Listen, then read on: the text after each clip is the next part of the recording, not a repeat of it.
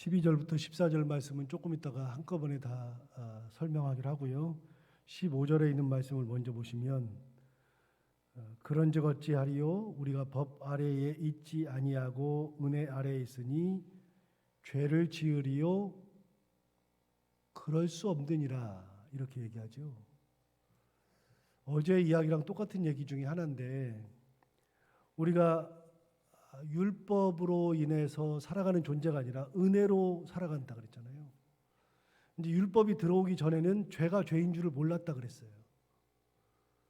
율법이 오기 전에는 죄가 죄인 줄 모르고 그래서 율법으로 딱 정해지는 순간 그게 죄죠. 그래서 어제도 예를 들었지만 그런 것들이 지금 시대에도 많아요. 전에는 죄라고 여기지 않았던 것들 그냥 아무렇지 않게 했던 것들이 지금은 죄인 경우가 많아요. 저작권이 대표적으로 그렇죠. 그래서 음악도 함부로 못 이제 하고요. 다운로드를 받는데 요즘은 이제 인터넷을 하도 많이 하다 보니까 다운로드를 받는데 음악도 옛날에는 들을 때 어떻게 들었냐면 라디오에서만 듣다가 테이프로 이제 음악을 들었을 때가 있었는데 테이프로 듣기도 하다가 테이프를 사는 것도 그렇고 또 음악을 좋은 음악을 이렇게 하고 싶어서 옛날에 카세트 테이프 보면 테이프를 두 개 넣는 게 있어가지고 한쪽에 넣고 한쪽에는 공테이프를 넣어가지고 그 한쪽에 있는 거를 이렇게 같이 하나는 플레이 시키고 하나는 녹음을 시켜 이렇게 레코드를 시켜가지고 두 개를 한꺼번에 누르면 여기 있는 것이 이쪽으로 그대로 넘어가가지고 테이프를 복사하기도 하고 또 라디오에서 음악을 들으면서 그거를 순간적으로 녹화를 해가지고서 녹음을 해가지고서 테이프를 만들기도 하고 그러던 시절이 있었잖아요. 그래서 이렇게 음악을 이렇게 마음대로 해가지고 그걸 선물하기도 하고 그랬었죠. 그러다가 이제 CD가 나와가지고 CD로 듣다가 CD도 복사를 하고 그런데 요즘은 CD도 안 사잖아요. 그냥 핸드폰에 음악이 다 들어있으니까 젊은 아이들 음악을 그냥 핸드폰에 음악을 돈을 주고서 들어요. 멜론이라는 사이트에 들어가 보면 음악이 엄청 많으니까 그 멜론 사이트에 한 달에 10,000원씩이나 5,000원씩이나 주고 들어가면 엄청나게 많은 음악이 나오는데 그 중에서 음악을 골라서 그냥 듣기만 하기도 하고 그것도 귀찮으면 음악을 아예 다운로드를 받죠. 핸드폰에서 다운로드를 받는데 돈을 줘야지 다운로드를 받아요. 한 곡당 몇백 원 이렇게 해서 받죠. 근데 그거를 받기 싫어서 음악을 그냥 불법적으로 다운로드를 얼마든지 받을 수 있어요. 앱을 하나를 깔으면 그걸 통해서 음악을 받아요. 전부 다 불법입니다. 옛날에는 그게 불법이 아니었어요. 불법인 줄 몰랐는데 불법이 된 겁니다. 놀랍게도요. 길에다가 신호등 하나 딱 만들면 그때부터 법이 적용됩니다. 그래서 신호등 딱 만드는 순간에 그거 신호를 정확하게 지키지 않으면 법을 어기는 거죠. 저도 옛날에 신호를 어긴 경우가 꽤 많아가지고 진짜 젊었을 때 과속하고 다닐 때는요. 막 달리다가 경찰만 있으면 급브레이크 확 밟고 그랬던 적이 있었어요. 그래서 몇 번 면허증을 뺐겠죠. 처음에는 봐달라고 몇 번 그러다가 내가 이럴 건 아니다 그러고서 봐달라고 안 하고 그냥 달라 그러면 면허증 주고 얼마를 끊든지 주고 그러던 때가 있었는데 여러분 놀랍게도 신호등만 딱 하나 만들어 놓으면 그때부터 그걸 적용을 받습니다. 그러니까 우리가 법이 없을 때는 내 마음대로 하면 되고요. 그게 죄인지를 몰라요. 그런데 법이 딱 들어오는 순간부터는 죄라고 느끼는 게 너무 많아요. 그리스도인들은요. 원래 우리가 예수 그리스도를 모를 때는 하나님의 법과는 상관이 없이 살아요. 그래서 죄로 여기지 못하는 것들이 많고 죄일 이유가 없는 것들이 너무나도 많은데 놀랍게도 우리가 그리스도인이 딱 되는 순간부터는 하나님의 법에 적용을 받는 거예요. 세상 법이 아니고. 예수 그리스도가 오기 전에는 율법이 우리를 지배했어요. 율법의 지배를 받았죠. 그런데 예수님이 오면서부터는 율법의 지배를 받는 게 아니라 은혜의 법의 지배를 받는 거예요. 그래서 은혜가 우리를 주장하는 거죠. 그래서 죄를 지었어도 아담의 죄도 예수께서 대신 지시고 가심으로 해서 아담의 죄를 용서해 주셨죠. 큰 죄악도 하나님 앞에서는 용서를 받아요. 그래서 우리가 죄를 짓고 회개하면 하나님께서 회개했으니까 용서해 주세요. 그럼 여러분, 우리가 죄를 짓고 하나님 앞에 회개하면 용서를 해 주세요. 그러니까 우리가 마음껏 죄를 지을 수 있느냐 묻는 겁니다. 죄를 고백만 하면, 하나님 앞에 회개만 하면 죄를 용서를 해 주니까, 얼마든지 용서를 해 주니까, 그럼 우리가 죄를 지을 수 있느냐? 그럴 수 없느니라. 그럴 수 없느니라. 그런데 성경을 읽을 때 반복되는 용어가 나오면 의도가 있다 그랬잖아요. 일부러 쓰는 거예요. 사도 바울이 로마서에서 반복적으로 쓰는 용어가 있습니다. 몇 개가 있습니다. 오늘부터 계속 나오는 것은 종이라고 하는 단어를 계속 쓸 겁니다. 종이라고 하는 단어. 그건 좀 이따 얘기하기로 하고요. 사도 바울이 로마서 전체에서 반복적으로 쓰는 용어, 문장이 딱 있는데 그게 뭐냐? 그럴 수 없는 이랍니다. 한번 찾아볼까요? 3장을 한번 가서 보세요.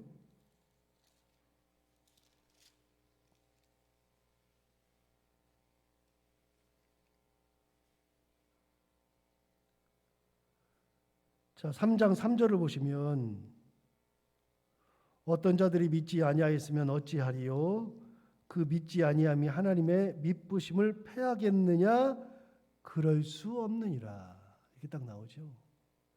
믿지 않는 것 자체가 하나님의 미쁘심을 패할 수 있느냐? 패할 수 있느냐? 아니다. 그럴 수 없다라고 얘기하죠. 11절 한번 가볼까요? 31절. 3장 31절. 그런즉 우리가 믿음으로 말미암아 율법을 파기하느냐?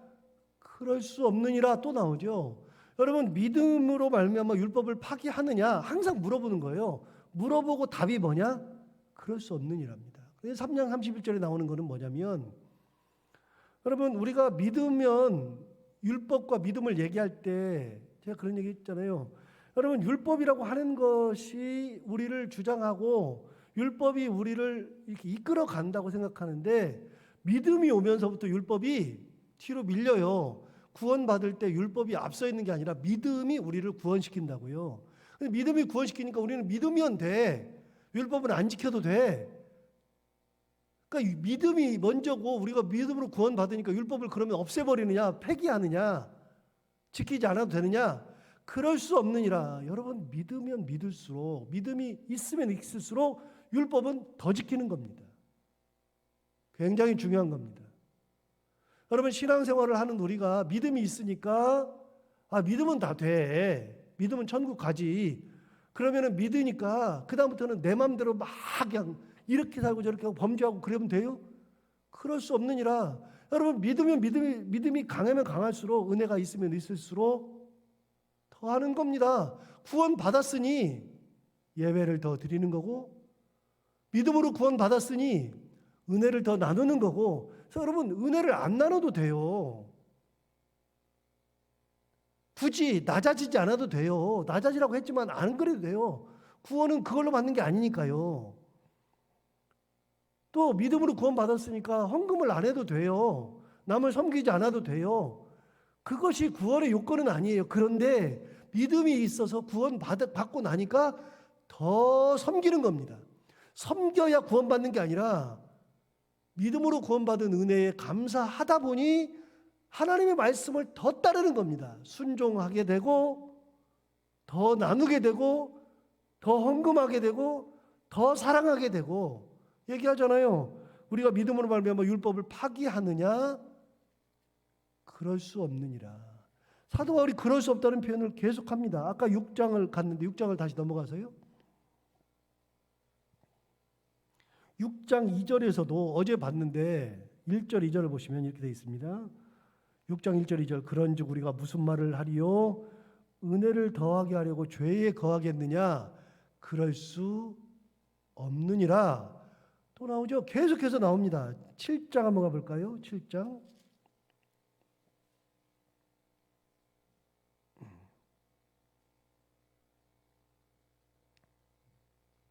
7장 7절을 보시면 그런즉 우리가 무슨 말을 하리요? 율법이 죄냐? 그럴 수 없느니라. 율법을 우리가 죄로 정할 수 있느냐? 율법이 우리에게 그렇게 구속하니까 죄라고 정할 수 있느냐? 그럴 수 없다. 그런 얘기하죠. 13절도 한번 볼까요? 7장 13절. 그런즉 선한 것이 내게 사망이 되었느냐? 그럴 수 없느니라.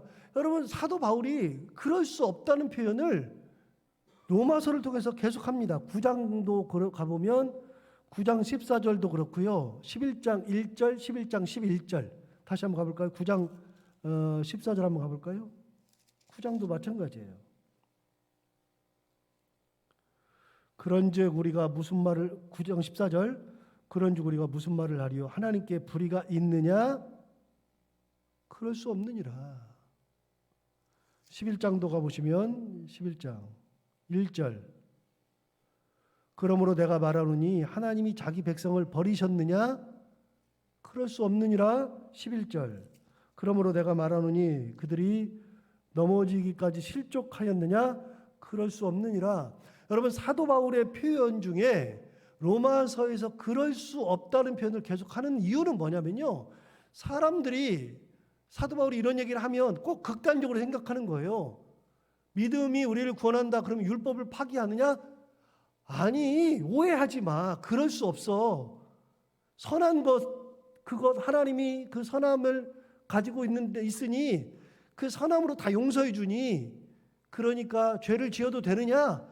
그럴 수 없느니라. 계속해서 얘기하는 거예요. 사람들이 본인의 말을 왜곡하니까 그럴 수 없다.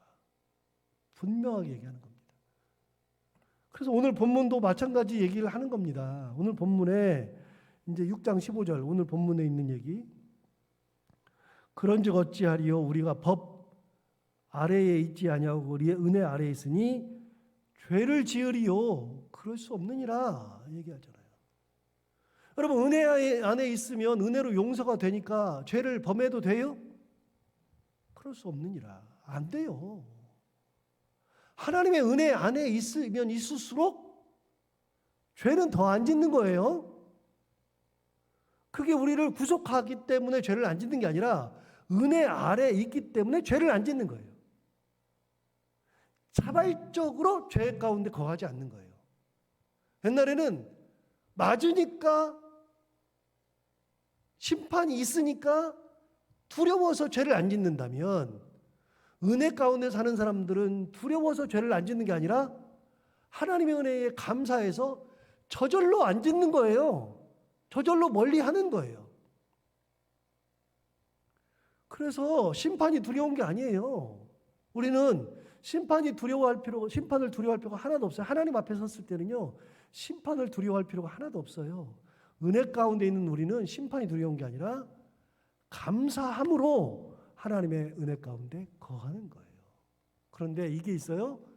여러분, 하나님은 거룩하다 그랬어요. 거룩한 분 앞에 나갈 때는요, 내가 거룩하지 않냐고 더러우면 그 앞에 갈 수 없어요. 더러워서. 그런 거 있잖아요. 여러분, 제가 그런 경우 많이 봤는데 이렇게 주일에 잘 나오다가 몇 번 빠졌어요. 그래가지고 몇 번 빠지면 그러면 이제 우리 중에 그런 분이 없는데 몇 번 빠지면 희한하게 혹시 저를 만날까봐, 목사님 만날까봐 두려워 떠는 분들이 있어요. 제가 뭐라고도 안 하는데. 그래가지고 일부러 교회를 피해서 이렇게 다녀요. 다른 데로 이렇게. 저를 멀리서 보면 쓱 피해 다녀요.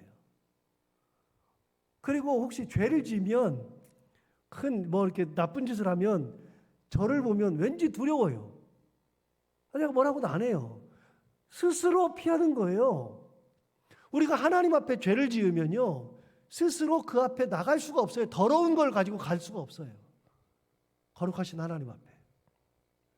그래서 은혜를 받으면 죄 가운데 거하는 게 아니라 죄를 자연스럽게 멀리 하는 거예요. 너희가 은혜를 받았으니 죄를 지으려고 하느냐? 그럴 수 없느니라. 안 그렇다. 그 말도 안 된다. 그 말입니다. 자, 15절 다시 읽고요. 그런즉 어찌하리요? 우리가 법 아래에 있지 아니하고 은혜 아래에 있으니 죄를 지으리요? 그럴 수 없느니라. 그러면서 뭐라 그러냐? 16절에 너희가 자신을 종으로 내주어 누구에게 순종하든지 그 순종함을 받는 자의 종이 되는 줄을 너희가 알지 못하느냐? 혹은 죄의 종으로 사망에 이르고 혹은 순종의 종으로 의에 이르느니라. 무슨 말이냐면요, 이런 거예요. 너희 자신, 너희가 누구에게 이렇게 내줬어요. 네가 누구의 종이 됐어요. 그 종이 되면 그 사람 말을 따라야 된다는 거예요. 내가 그분의 노비가 됐으면, 그 집에서 내가 노비살이를 하면 그분의 말씀을 따라야 되는 거예요. 다른 사람 말을 따를 필요가 없는 거예요. 내가 팔려갔어요. 다른 집으로 팔려갔어요. 그러면 이제부터는 이 사람의 말을 따르는 게 아니라 팔려간 집 주인의 말을 들은 거예요. 누구에게 내줬든지, 내가 누구에게 내줬든지 그 사람에게 종이 되는 거예요. 그래서 내가 죄에게 내주면 누구의 종이 돼요? 죄의 종이 되는 거예요. 내가 의에게 나를 내주면 무슨 종이요? 의의 종이 되죠. 그런데 여러분 분명한 게 있어요. 죄의 끝은 뭐라 그랬냐면, 지난번에 얘기했어요. 죄를 하나님이 창조하신 적이 없어요. 죄를 창조하신 적이 없는데 인간의 죄가, 인간의 이기심이 죄를 불러왔어요. 죄는 하나님의 창조물이 아니에요. 하나님은 선하신 분이기 때문에 죄를 창조하지 않았어요. 죄를 창조한 적은 없는데 인간의 이기심이 죄를 불러왔어요. 그 죄의 결과가 뭐냐면 사망이라 그랬어요. 5장 할 때 나왔어요. 죄의 끝은 사망이에요. 죄, 그럼 항상 나오는 게 끝이 뭐냐면 사망이에요. 그래서 그때 예를 들어 줬잖아요. 6장 22절, 23절 다시 보세요. 오늘 본문에 있는데 21절 보시면, 6장 21절 보면, 너희가 그때 무슨 열매를 얻었느냐? 이제는 너희가 그 일을 부끄러워하나니 이는 그 마지막이 뭐예요? 사망이에요. 죄의 마지막이 사망인데 23절에 정확하게 나와요. 23절에 죄의 싹이 뭐예요? 사망이에요. 사망. 죄의 마지막은 사망이에요. 그러니까 하나님을 떠난 것의 마지막은 사망이라고요. 그런데 여러분, 죄에게 내가 종이 됐으면, 내가 죄한테 나를 내줬어요. 그럼 내가 죄의 종이 됐죠. 그럼 죄의 종의 끝이 뭐예요? 사망이에요. 죄의 끝은 사망이라고요. 그럼 나를 의에다 내줬어요. 하나님의 의에다 내줬어요. 하나님의 의에 내줬으면 내 끝은 뭐예요? 영생이에요. 영생. 생명이라고요. 보세요. 16절 다시 보세요. 너희 자신을 종으로 내주어 누구에게 순종하든지, 봐봐요. 누구에게든지 내줘서 내가 그 사람에게 순종하게 되면 그 순종함을 받는 자의 종이 되는 줄을 너희가 알지 못하느냐? 혹은 죄의 종으로 뭐에 이르러요? 사망에 이른다. 죄의 종이 되면 사망이 되는 거예요. 그래서 내가 죄에다가 자꾸만 내주면 내가 무슨 길을 가느냐? 사망의 음침한 골짜기 길을 가는 거예요. 죄에다 내주면. 사람이 그렇잖아요. 여러분, 죄를 지면 어떻게 돼요? 어둠 속에 자꾸만 숨잖아요. 자꾸만 숨고 도망 다니고 피해 다니고 안 보려고 그러고. 아담이 하나님에게 죄를 지었을 때에, 아담과 하와가 죄를 지었을 때에 아담이 했던 게 뭐예요? 숨었어요. 숨었는데 놀라운 게 하나 있잖아요. 여러분, 숨었을 때 아담이 너 이리 와. 너 왜 죄를 지어? 하나님께서 너 이리 와. 내가 하지 말라는 거 너 왜 했어? 그런 적이 없다니까요. 하나님이 동산을 매번 걸으시는데, 그날도 그냥 내려와서 걸으시는데 하나님께서 걸으시는 그 소리, 하나님이 부른 적도 없어요. 하나님이 그 거니는 그 소리만 듣고도 두려워서 숨었다니까요. 여러분, 아담이 스스로 숨은 거예요.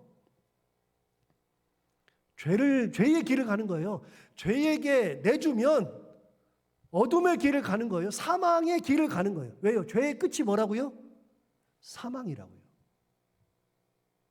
죄의 끝이 사망이기 때문에 죄에게 나를 내주면 내가 죄의 종이 되고, 죄의 종이 되면 그 끝은 사망이어서 우리가 죄에게 내주는 순간에 어느 길을 가요? 끝의 길을 가는데 무슨 길? 사망의 길을 가는 거예요. 죽을 길을 가는 거죠. 그래서 죄의 종이 되면 안 된다. 너를 거기다 내주면 안 된다. 그런데 뭐라 그러냐면 그 16절 마지막에 보세요. 혹은 죄의 종으로 사망에 이르고 혹은 순종의 종으로 의에 이르느니라. 순종의 종이면 의에 이르러요. 네? 여러분 순종의 종으로 의에 이르면 다시 한번요. 죄에다 내주면 죄의 끝은 사망이니까 우리가 결국은 죄의 종이 되면 사망의 길을 간다 그랬고 의에게 내주면 의의 끝은 영생이고 생명이니까 우리는 무슨 길을 가느냐? 의에게 내주면 결국은 가는 길은 생명의 길을 가는 거예요. 영생의 길을 가는 거예요. 그럼 영생이 정말 영생의 길을 가느냐? 한번 보세요. 22절 보세요. 22절. 그러나 이제는 너희가 죄로부터 해방되고 원래 우리가 죄의 종이었는데 죄로부터 해방되고 하나님께 뭐가 됐어요? 종이 됐어요. 하나님의 종이 됐어요. 그러면 우리는 의에게 내준 하나님의 종이죠. 끝이 뭐냐? 하나님께 종이 되어 거룩함에 이르는 열매를 맺었으니 그 마지막은 뭐라고요? 영생이라고요. 그 끝이 죄에게 내준 사람의 끝과 의에게 내준 사람의 끝은 다른 거예요. 죄의 끝은 사망이고 의의 끝은 영생이에요. 사단의 끝은 사망이고요. 하나님의 끝은 영생이라고요. 그래서 우리를 어느 종으로 내주느냐. 그래서 계속 나오는 단어가 종이라는 단어입니다. 여러분, 종이라는 단어를 사도 바울이 굉장히 좋아한다 그랬어요. 어디 나와요? 로마서 1장 1절에 나와요.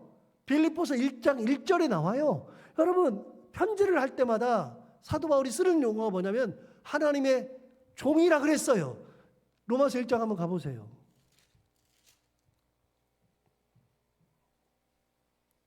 로마서 1장 1절에 보면 시작을 뭐라 그랬어요? 예수 그리스도의 종 바울이라 그랬어요. 여러분, 사도 바울이 종이라는 개념을 몰라서 이 단어를 쓴 게 아니고요. 종이라는 개념을 너무나도 잘하는 거예요. 오늘 본문을 보세요. 우리가 누구에게 내주든지 그 사람에게 순종하는 거다. 그래서 혹은 죄의 종으로 우리를 내주면 사망이 간다. 분명하게 알아요. 순종함에 내주면 의의 종이 되고 그 끝은 하나님의 은혜 가운데 영생으로 가는 것을 분명하게 알아요. 누구의 종이냐에 따라서 확연히 다른 것을 분명하게 아는데 사도 바울이 몰라서 종이라는 단어를 쓴 게 아니에요. 그래서 사도 바울이 뭐라 그랬어요? 누구의 종이라고 그랬어요? 자기는 예수 그리스도의 종이라고 그랬어요. 그래서 우리를 누구에게 내주는 거예요? 하나님께 내주는 거예요. 하나님께. 의의 종으로. 자, 16절 볼까요? 16절. 여러분 펜을 가져왔으면 펜으로 동그라미를 좀 한번 할까요?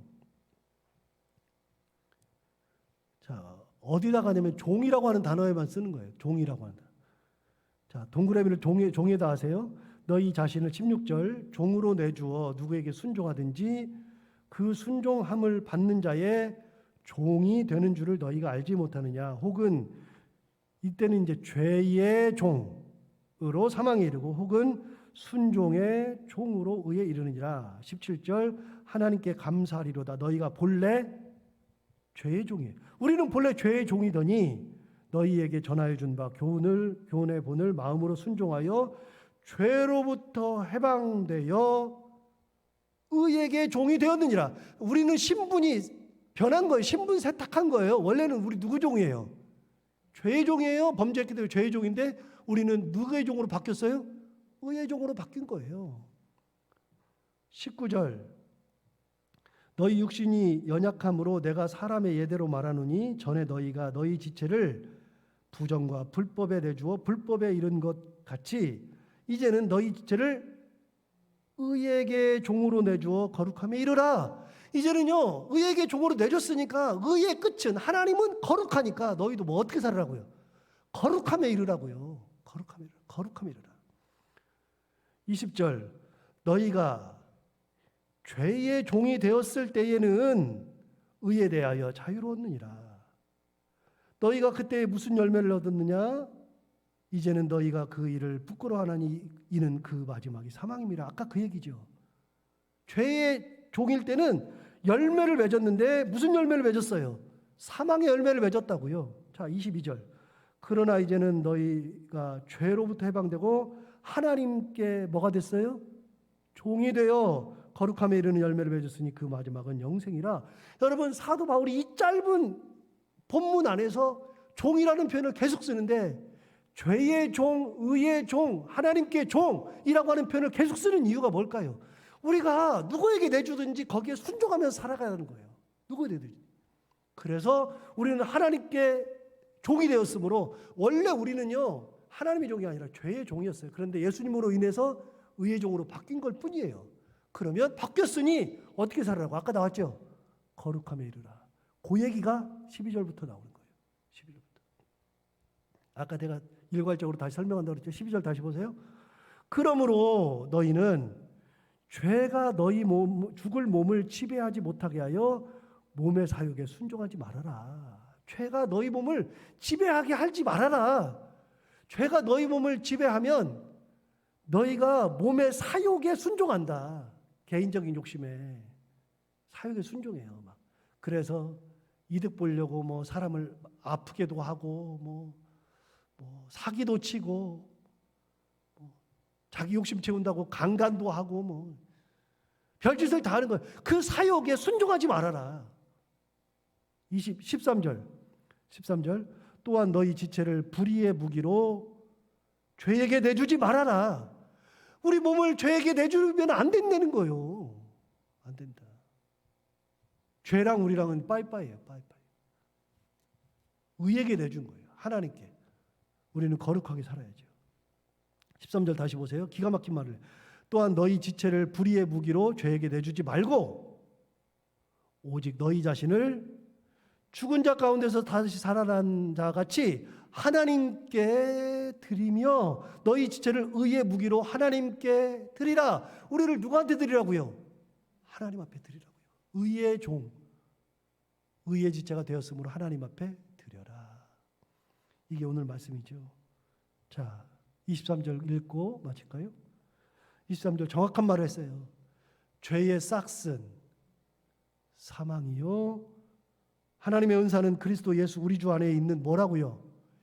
영생이라고요. 그래서 우리는 의의 종이 되어서 영생의 길을 가는 거예요. 여러분 보세요. 여기 출발점은 같아요. 출발점은 같은데 이 사람이 나를 택해 갔어요. 이 사람이 나를 택해 갔어요. 같은 인력 시장에서 나를 사가는데 이 사람이 와서 나를 사가고 이 사람이 와서 나를 사갔는데 이 사람이 죄가 나를 사갔어요. 그리고 하나님이 나를 사갔어요. 사갔는데 그 끝이 뭐냐? 누구한테 내가 팔려갔느냐에 따라서 끝이 달라져요.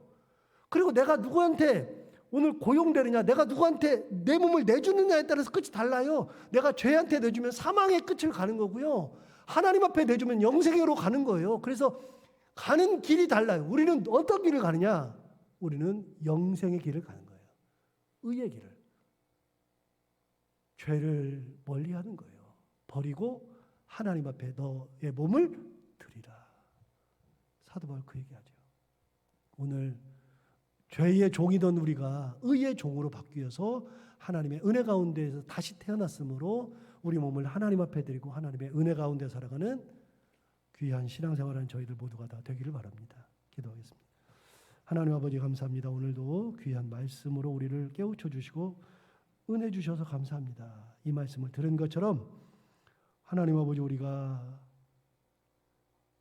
이미 의의 종이 되었고 신분이 바뀌었음에도 불구하고 마치 우리가 과거의 모습을 가지고 있는 것처럼 그렇게 죄의 모습으로 살아가지 않게 하여 주옵시고 의에게 내 몸을 내어주고 하나님께 내 몸을 내어주어 영생의 길을 갈 수 있는 믿음의 삶을 살게 하여 주옵소서. 하나님 아버지 거룩하신 하나님 앞에 갈 때 우리가 거룩함을 입고 살게 하여 주옵시고 우리 신분이 무엇인지 우리가 과거의 모습을 하나라도 가지지 않게 하여 주옵시고 과거에 가지고 있었던 죄의 모습은 다 버리고 우리 신분이 무엇인지 정확하게 알아서 의에게 내주고 하나님께 내주고 하나님의 은혜 가운데 살기를 기뻐하며 살아가는 저희들이 다 되게 하여 주옵소서. 하나님 아버지, 오늘도 이 귀한 날 새벽에 나오며 귀한 분이 감사 예물 드립니다. 누군지는 모르지만 하나님 아버지, 어려움을 많이 겪고 나서 귀한 예물을 드리는 것 같습니다. 지켜주신 은혜 감사하고, 여러 가지 어려움 속에서 회복시켜 주신 은혜 감사하고, 다시 이렇게 새벽에 나와서 기도하고 하나님의 은혜 가운데 말씀 듣게 하신 거 감사한데, 주신 은혜 감사해서 이렇게 예물을 드리는데 평생 사는 동안에 이 감사가 끊이지 않도록 끝까지 지켜주시는 은혜, 건강 가운데, 경제적인 것 가운데, 자녀들 가운데 하나님 함께 해주시는 놀라운 은혜로 살아가는 귀한 분이 되게 하여 주옵소서.